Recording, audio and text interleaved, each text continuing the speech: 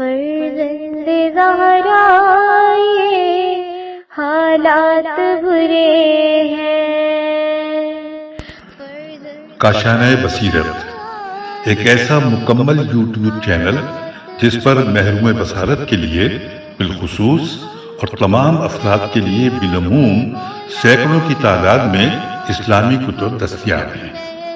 لہذا گزارش ہے کہ آپ اپنی ذمہ داری نبھاتے ہوئے کاشانۂ بصیرت کو سبسکرائب کرنے کے ساتھ ساتھ بیل آئیکن کو پریس کیجیے تاکہ آپ علم کے حصول کے ساتھ ساتھ مذہب اہل بیت کی اشاعت میں بھی اہم کردار ادا کرتے رہیں۔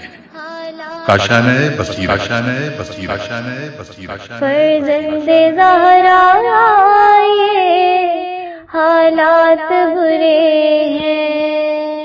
بسم اللہ الرحمن الرحیم۔ السلام علیکم۔ یہ کتاب آپ کے لیے کاشانۂ بصیرت کی یوٹیوب چینل کی جانب سے ریکارڈ کی جا رہی ہے۔ نام کتاب علی کی بیٹی، تالیف ڈاکٹر علی قائمی۔ اب ہم کتاب کا پارٹ نمبر 28 پڑھیں گے۔ باب نمبر 11، صفحہ نمبر 16۔ نمبر 3، حمایت وقار اسلام۔ یہ حقیقت ہے کہ ثانیہ زہرا نے اماموں کی جان کا دفاع کیا، اپنے ہدف و مقصد اور دین اسلام کے حق میں بحث و احتجاج کیا۔ امام زین العابدین علیہ السلام جیسے بیمار امام کی زندگی کی حفاظت کی اور اس طرح آخر کار واقعہ کربلا کو معنی خیز بنا دیا۔ ایک واضح اور روشن امر ہے جس کے موافقین و مخالفین، دوست اور دشمن اپنی اپنی تاریخ میں شاہد و گواہ ہیں۔ ہم جانتے ہیں کہ واقعہ فاجعہ کربلا اور اسیری کے دوران ثانیہ زہرا سلام اللہ علیہا بچوں کو اپنی آغوش میں لے لیتیں، ان کو پیار کرتی، ہر ایک کو اپنی زبان میں دلاسا دیتی ہیں جس سے انہیں سکون میسر آتا۔ یہ بھی ایک پختہ حقیقت ہے کہ اپنے ہدف کی اشاعت و تبلیغ کے دوران سیدہ کی بیٹی نے کسی جگہ اپنی ذات کی خاطر اظہار غم نہیں کیا، بلکہ آپ کا غم و غصہ اپنے والد بزرگوار مادر گرامی، اپنے باوقار برادران، اسیران و شہداء کے پسماندگان کی خاطر تھا۔ چنانچہ آپ اپنی تمام عمر اسی طریق کو اختیار کی رہیں۔ پامالی اقدار۔ اس سلسلے میں ایک اہم مسئلہ درمیان میں ابھر کر سامنے آتا ہے جس کو اکثر لوگوں نے آہستہ آہستہ نقش و نگار تاریخ نسیاں بنا کر رکھ دیا۔ حد یہ کہ بعض ایسے لوگ بھی ہیں جو اسلام کے سربراہ اور رجال میں مصروف سمجھے جاتے ہیں، انہوں نے بالکل ہی اس امر کو ترک و نظر انداز کر دیا۔ اس مسئلے کا تعلق اقدار اسلام کے وقار اور ان کے تقدس سے۔ ہجرت کے 60 برس اور حضور اکرم صلی اللہ علیہ وسلم کو ابھی صرف بمشکل 50 سال ہی گزر پائے تھے کہ بہت سی اسلامی قدروں اور مقدس طریقہ عمل جن کو جناب محمد مصطفیٰ نے امت کے درمیان برائے عمل و نگہداشت چھوڑا تھا، وہ سب بدترین افراد کے ہاتھوں میں لگ گئے۔ لہٰذا ان اقدار کی اکثریت غفلت کی نظر ہو گئی۔ نتیجہ یہ ہو کہ یہ تمام امور مقدسہ لوگوں کی لاپرواہی اور ان کے لیے مذاق و تماشے کا نمونہ بن کر رہ گئے۔ ان سب باتوں کا نتیجہ یہ نکلا کہ بعض خلفائے پیغمبر اسلام نے حرام و حلال میں دخل دینا شروع کر دیا اور کہنے لگے۔ اس سے ظاہر ہے کہ اقدار اسلام کا کیا اثر ہوگا کہ لوگ خود اپنے مقام پر اپنا حق سمجھنے لگے کہ بہت سے مقدس اصول اسلام کو تماشا بنا لیں اور جس طرح چاہیں توڑ موڑ دیں۔ نتائج انحرافات۔ اسلام کی اس افراتفری کے دور میں جو دور حکومت اسلامی کی ابتدا اور بعض غاصبین حکومت کے زمانے میں نظر آتا ہے، ایسے دردناک حادثات اسلام میں ملتے ہیں جن کی تلاش و جستجو نہایت اندوناک مواقع تک کی جا سکتی ہے، نہایت اندوناک مواقع تک جا پہنچتی ہے۔ ممکن نہیں کہ ہم ایسے تمام واقعات کو جمع کر سکیں، تاہم مختصراً بعض اہم ترین حوادث کی طرف اشارہ کرتے ہیں۔ الف، وصیت کی اہمیت معاشرے سے اٹھ گئی، بالخصوص پیغمبر اسلام صلی اللہ علیہ وآلہ وسلم کی وصیت جس میں حضرت نے حکومت کی ساخت اور حکمرانوں کی مفصل نشاندہی فرمائی تھی۔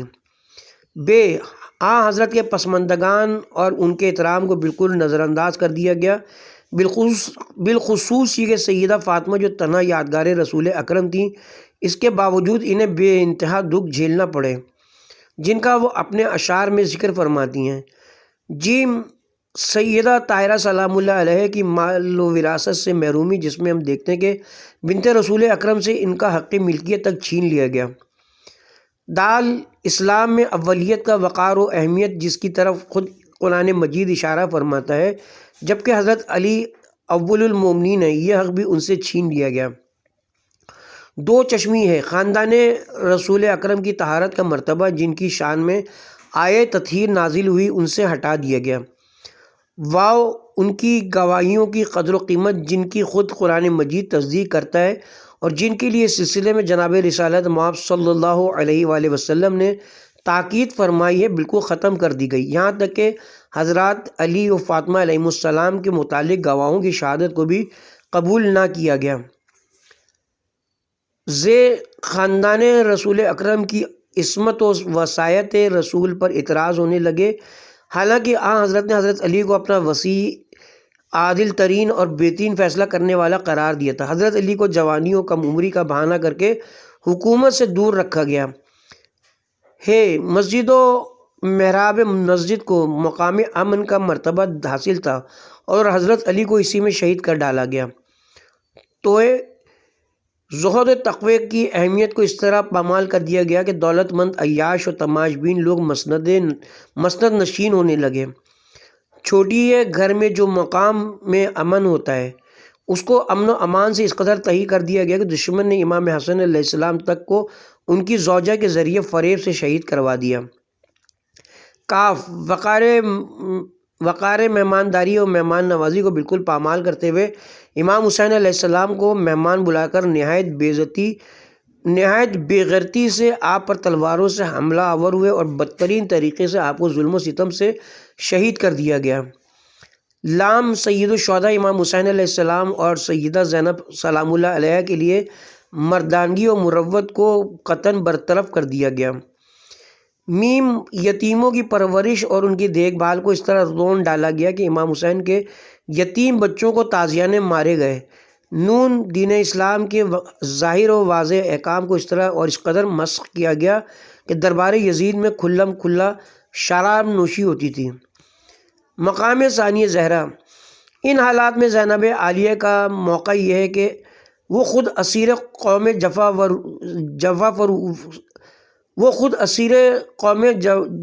پرور ہوئیں۔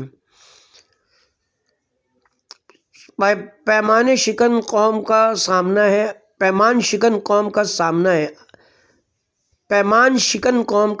ہے، آپ کی یہ قید اور ظلم ناحق ہے۔ ان لوگوں کا سامنا ہے جو عالی الاعلان فسق و فجور میں غرق ہیں، مہمان کو اپنے شہر اور گھر میں مدعو کرتے اور کمال ناجواں مردی کے ساتھ اس کو قتل کرتے ہیں۔ پیغمبر اسلام صلی اللہ علیہ وسلم کی اولاد کو طوق و زنجیر پہناتے ہیں، ان کو قید کرتے ہیں اور پھر ان کی حالت پر گریاں کناں بھی ہیں۔ اس کیفیت میں بھی ثانی زہرا چاہتی ہیں کہ لوگوں کو خواب غفلت سے بیدار کریں، ان کو اثر نو اقدار اسلام کی طرف متوجہ کریں، حقائق اسلام کو سامنے لا کر فراموش کردہ اقدار کے بارے میں خبردار کریں۔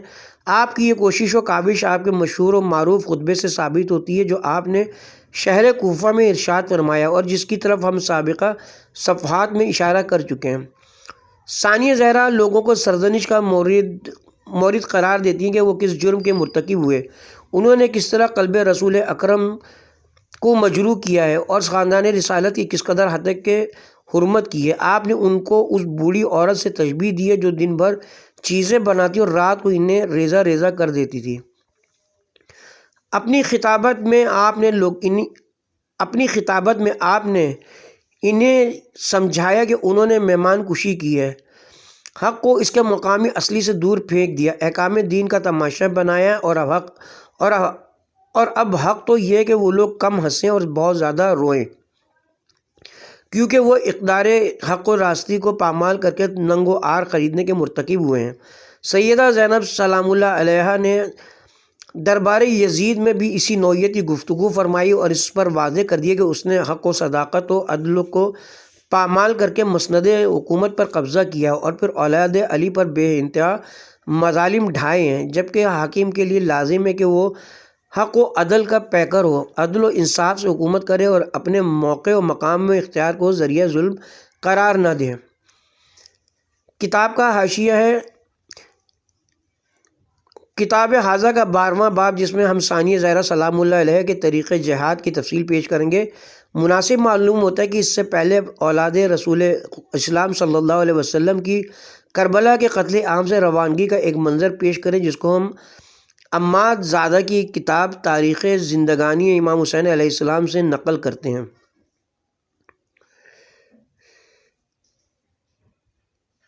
ترجمہ ہے، حضرت زینب سلام اللہ علیہ نے فرمایا کہ اب جب کہ تم یہ سب سلوک ہمارے ساتھ کر چکے ہو، ایسا کرو کہ ہمیں ہمارے مقتولین کی قتل گاہ کی طرف سے لے چلو، تاکہ ہم ایک بار پھر اپنی نظروں سے ان طیب و طاہر ابدان کی زیارت کر کے ان سے وداع ہو لیں۔ عمر و شمر و سنان و خلی ان حضرات کو مزید اذیت دینے اور ان سے دشمنی کے اظہار کے سبب اس پر رضامند ہو گئے کہ ان بے مقنع و چادر اونٹوں پر سوار بیبیوں کو، جن اونٹوں پر کوئی پالان وغیرہ نہ تھا، بیمار و علیل سید الساجین کے ہمراہ، جن کے پاؤں ایک اونٹ کے شکم سے باندھ رکھے تھے کہ گر نہ جائیں، قتل گاہ کی طرف لے کر روانہ ہوئے۔ یہ سپرد قلم کرنے والے کے خیال میں ظالموں کا یہ عمل خود قتل شہداء سے زیادہ مشکل معلوم ہوتا ہے، کیونکہ اس عمل کو دیکھنے کی دل میں طاقت نہیں، بیان کرنے کی زبان میں قدرت نہیں، قلم میں تحریر کرنے کی سکت نہیں کہ وہاں کیا کچھ گزرا۔ جو ہی کہ ان اسیروں نے اونٹوں پر سے قتل گاہ میں سربریدہ کشتگان کو دیکھا تو اپنے آپ کو اونٹوں پر سے گرا دیا، دل کی گہرائیوں سے اس قدر آواز گریہ بلند کی کہ گویا قیامت برپا ہو گئی۔ کیفیت یہاں تک پہنچی کہ وہ سنگ دل بھی، جن کے قلوب سیاہ ہو چکے تھے، رونے لگے۔ انہوں نے زبردستی نیزوں کی نوکوں، تلواروں کے غلافوں اور تازیانوں سے جواں مرگ کشتگان کی خواتین اور ستم رزیدہ ماؤں کو مقتولین کی لاشوں سے جدا کیا۔ یہ سب مصائب علی کی بڑی صاحبزادی کے لیے خصوصیت رکھتے تھے۔ وہ سب کچھ دیکھ رہی تھیں اور صبر کر رہی تھیں۔ نیز تمام خواتین اور غم اندو ماؤں، بچوں اور بیماروں کو صبر و تسلیم کی نصیحت بھی کر رہی تھیں۔ اس تمام گریہ و زاری کے بعد سیدہ زینب نے اپنے دستہائے مبارک کو اپنے بھائی کے پارا جسم کے نیچے رکھا، سر بلند فرمایا اور پروردگار عالم کے حضور عرض کی، پروردگارہ آل محمد کی قربانی عشق کو قبول فرما۔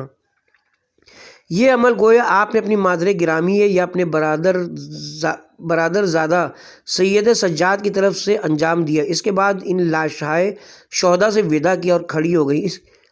اس کے بعد ان سب کو ظالموں نے بے پالان اونٹوں پر سوار کیا اور کوفے کی طرف روانہ ہوئے۔ عصر کا وقت تھا جب وہ دروازے کوفہ کے پیچھے پہنچے۔ ابن زیاد ملون کو اطلاع دی گئی، جس نے حکم دیا کہ وہیں رک جائیں تاکہ اگلی صبح پسر مرجانہ کوفے کی سجاوٹ کا انتظام کرے، اپنی فتح پر فخر کرے اور آل محمد کے اسیروں کو داخل شہر کیا جائے۔ سرائے شہداء کو پہلے ہی فتح کی خبر دینے کی خاطر ابن زیاد ملون کے پاس بھیجا جا چکا تھا۔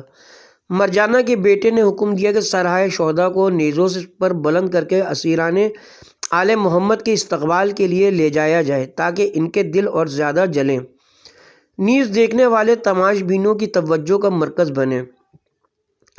چند صفحات آگے چل کر یہی مورخ مزید لکھتا ہے۔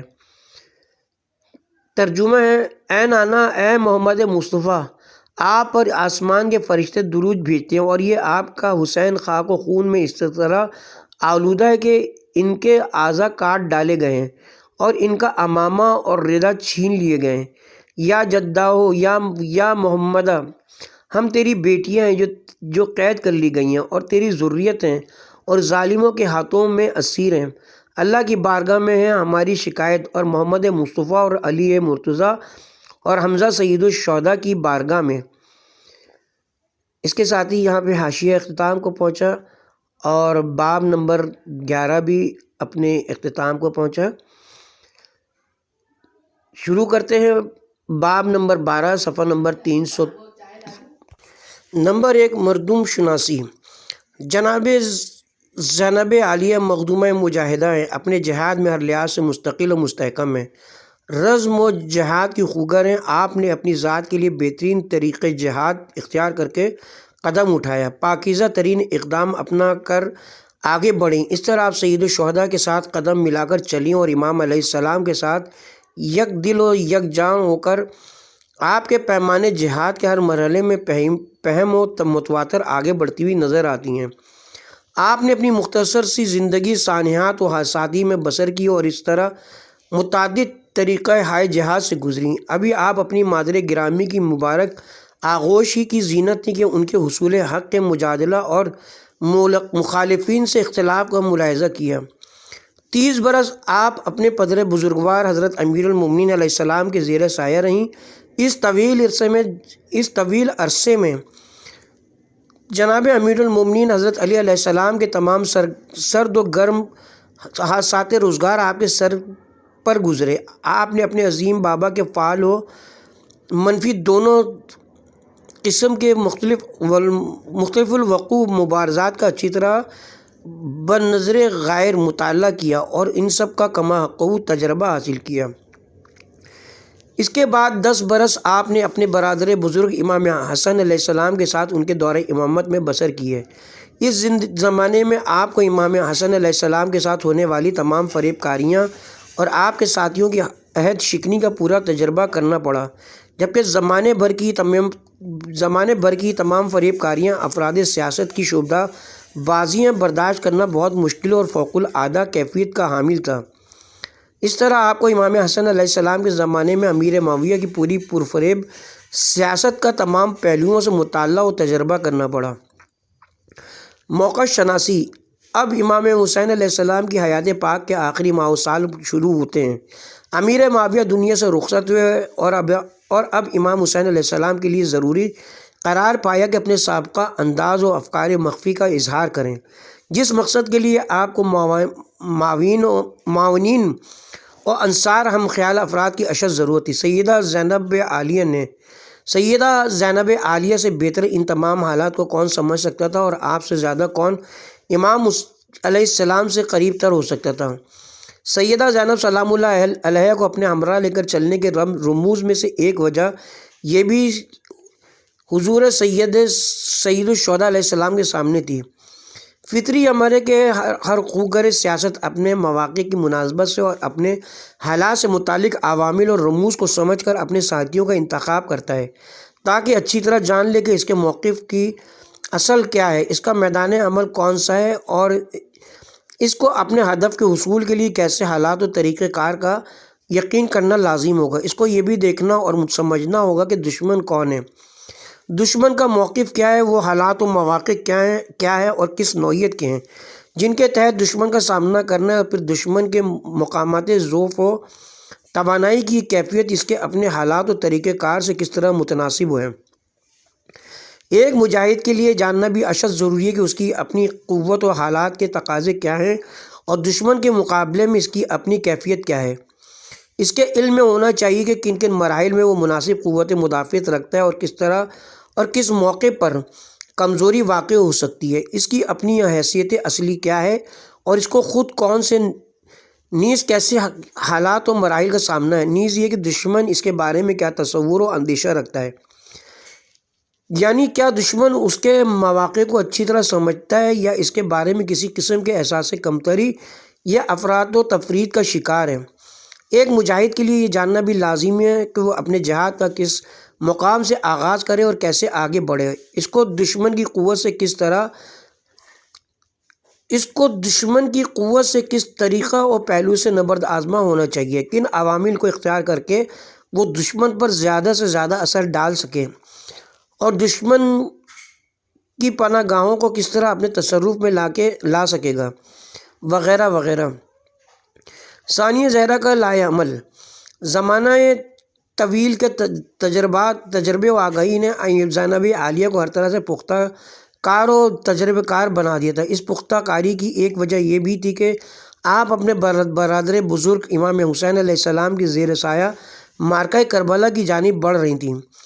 ضروری امور کا علم تو آپ کو خود تھا ہی، اس کے علاوہ جن امور کا جاننا مزید ضروری تھا وہ اس سفر اور طویل عرصہ مجاہدت میں امام حسین علیہ السلام مسلسل و مستقل طور پر آپ کے گوش گزار فرما رہے تھے، لہٰذا آپ بہت اچھی طرح جانتی تھی کہ آئندہ آپ کو کیا قدم اٹھانا ہوگا۔ اسی سلسلے میں مرحوم استاد ڈاکٹر آیتی کہتے ہیں، سیدہ زینب سلام اللہ علیہ کے خطبات اور گفتگو اس نوعیت کے نہ تھے جو افراد محبوب کی تحریک یا مصائب روزگار کے نتیجے پر روحانی تکلیف و اندوں میں زبان سے ادا ہوئے ہوں، بلکہ یہ خطبات سب اپنے اپنے موقع اور مقام پر دقیق کیفیات اور نہایت منظم و پختہ لائے عمل کے حامل تھے، ایسے جنہیں پورے سکون و سوچ و بچار کے ساتھ بیان کیا گیا۔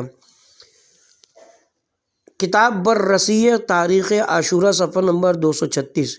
بلکہ آپ کا سکوت و خاموشی بھی موقع کے عین مطابق تھے۔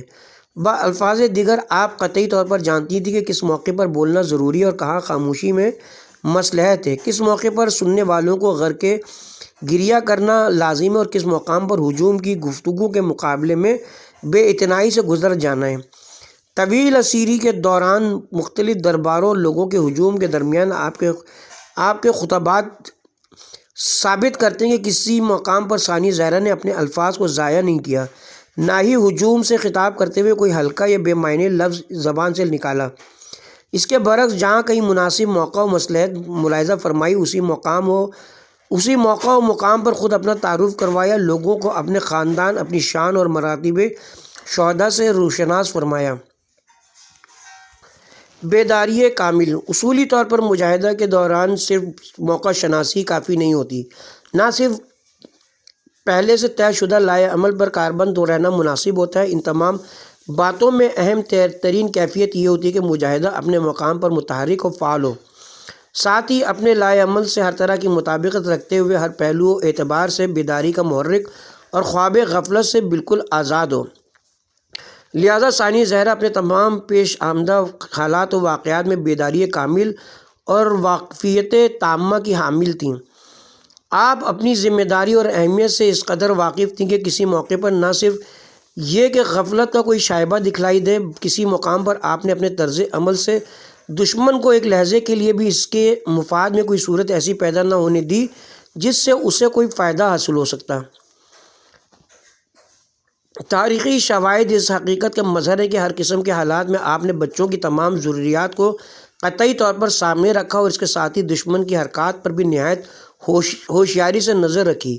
انتہا یہ کہ عصر عاشور کو بھی جبکہ مصائب و آلام ہجوم کر رہے تھے، آپ کے خیام کو نظر آتش کر دیا گیا تھا۔ آپ پر نہ غش کی کیفیت طاری ہوئی اور نہ ہی کسی طرح کے ذوق کا آپ سے اظہار ہوا۔ اس کے برعکس نہایت ہوشیاری اور دانائی کے ساتھ آپ نے دشمن کے جملہ اقدامات پر نظر رکھی، حتیٰ کہ یہ کوشش کی کہ اس ہنگامے دار و گیر کے دوران کوئی بچہ گم نہ ہونے پائے، آپ کا فاصلہ متعلقین سے زیادہ نہ ہو اور امام زین العابدین علیہ السلام بھی کسی تکلیف کا شکار نہ ہوں۔ ہم دیکھتے ہیں کہ کوفے میں داخلے کے دوران بچے بھوکے تھے اور کوفے کی عورتیں ان کو صدقے کی روٹیاں اور کھجوریں دے رہی تھیں۔ اس موقع پر ثانیہ زہرا نے اپنی ذمہ داری قرار دے لی تھی کہ بچے صدقے کا کوئی لقمہ نہ کھانے پائیں، کیونکہ صدقہ آل رسول پر حرام ہے۔ دربار ابن زیاد میں آپ نے خیال رکھا کہ وہ ملعون کسی کو اذیت جسمانی نہ پہنچائے، اسیروں سے ذلت آمیز رویہ اختیار نہ کرنے پائے، اسی لیے آپ نے اپنی متین و سنجیدہ اور پختہ کار گفتگو سے اس کے غرور کو پارا پارا کر دیا اور اسے اس کی ذبح حالی و ذلت کا مکمل احساس دلایا۔ دربار یزید میں بھی آپ نے اپنے اسی طریقہ کار کو برقرار رکھا، وہاں بھی آپ نے اہتمام حجت اور اپنے نظریات کے اظہار میں اس قدر استقلال و استقامت کو قائم رکھا کہ تاریخ کسی مقام پر آپ کے اقدامات کو ذلت و خواری یا کمزور الفاظ میں بیان نہیں کر سکتی۔ اس کے برعکس آپ نے ایسا طریقہ کار اختیار فرمایا کہ مورخین کسی جگہ بھی آپ سے ضعف و خطا کا کوئی شائبہ منسوب نہ کر پائے، نہ ہی کسی موقع پر کوئی شخص یہ کہہ سکا کہ فلاں مقام پر اگر زینب عالیہ ایسا طریق اختیار کر لیتی تو بہتر ہوتا۔ نمبر 2، حسن عمل و شفقت و جذبات آفرینی۔ انسان جذبات رکھنے والی مخلوق ہے، محبت و بغض، عشق و تعجب، رحم و جرت جیسی متضاد صفات کا خوگر ہے۔ ایسی مخلوق جو روتی بھی ہے اور ہنستی بھی ہے، غصہ کرتی ہے اور منتقم بھی ہے، دوستی پیدا کرتی ہے اور دشمنی بھی۔ پھر یہ سب صفات کسی خاص طبقے سے تعلق نہیں رکھتی، نہ ہی کسی خاص قوم یا قبیلے کی ملکیت ہے۔ ہر قوم اپنے اپنے حالات و درجات زندگی کے مطابق ان صفات کی مالک ہے۔ فرق صرف یہ ہوتا ہے کہ ان جذبات کے اظہار میں حالات و مقام کے مطابق کمی و بیشی ممکن ہوتی ہے۔ انہی صفات کی بنیاد پر یہ ممکن ہے کہ انسان دوسرے انسانوں پر حاوی ہو کر ان کے قوائف و طریق عمل میں تبدیلیاں لے آئے۔ یہی وہ صفات ہیں جن کے باعث انسان دوسروں کو اپنی جانب جذب کرتا یا اپنے سے دور کر لیتا ہے، زندگی میں حسن عمل کو پارا پارا کر دیتا اور حالات کو بگاڑ بیٹھتا ہے۔ حسن عمل ہی وہ طریقہ کار ہے جس سے حکومت کو بدل ڈالنا، اندیشہ ہائے قوی کو قابو میں رکھنا اور معاشرے کو وقت کے مطابق جدید ترین نقوش پر استوار کرنا ممکن ہے۔ ثانیہ ظاہرہ اور ان کا حسن عمل۔ اصولی طور پر یہ بات مصدقہ اور مستقل کیفیت کی حامل ہے کہ جس قدر کسی شخص کا حسن عمل بلند و پختہ ہوگا، اسی قدر حسن عمل کے اثرات بھی پختہ اور عمیق ہوں گے۔ یہی اصول ثانیہ ظاہرہ پر کما حقہ صادق آتا ہے۔ صنف نازک کی عظیم ترین فرد ہونے کی حیثیت سے آپ مردوں سے زیادہ خوگر انس و محبت، معنوی اقدار کی مالک اور اسلام کی دوست دار ہیں، لہٰذا آپ نسلی طور پر قلب پرسوز اور مزاج مستقل رکھتی ہیں، نہ کبھی ہلکی بات دہن مبارک سے نکالتی ہیں، نہ ہی بے موقع گفتگو کرتی ہیں۔ ان صفات عالیہ کے ساتھ زینب عالیہ سلام اللہ علیہ نے عزت اسلام کی خاطر ہمیشہ دل سوزی کا مظاہرہ کیا، دشوار و شدید حالات کی متحمل ہوئیں، جس طرح کے شدائد آپ کے سر پر آئے آپ نے ان کا مقابلہ کیا۔ آئین مقدس اسلام کی حفاظت کی خاطر اپنی والدہ محترمہ کی اقدار راست و گراں قدر میں ان کی دست راست بنی۔ آپ کے پدر بزرگوار جو بذات خود پیکر ندائے عدالت انسانی تھے، آپ کے سامنے عروس شہادت سے ہمکنار ہوئے، اور اسی طرح آپ اپنے برادران باوقار کی جو عالم انسانیت کے عزیز و ارجمند افراد تھے، شہادتوں کی شاہد عینی قرار پائیں۔ ثانیہ ظاہرہ کا المیہ یہ ہے کہ اپنی ذات سے آپ نے کبھی اپنی تمام عمر اپنے برابر کے اعضاء کے ساتھ لطف حیات کا ذائقہ نہ چکھا، تمام عمر غم و اندوہ یا اثرات غم کے احساس میں بسر کی، انتہا یہ کہ اب جامع اسیری ہے، ذلیل صفت دشمن کا سامنا ہے، دور جاہلیت سے وابستہ ہے، دل کی گہرائیوں سے سوز اندرونی کا دھواں اٹھتا ہے، اس کے باوجود حق و عدالت اسلامی کی دفاع کی خاطر اپنے تمام وجود کو جھونک چکی ہیں۔ اس کے ساتھ ہی یہاں پہ ہم کتاب کے پارٹ نمبر 28 کا اختتام کرتے ہیں۔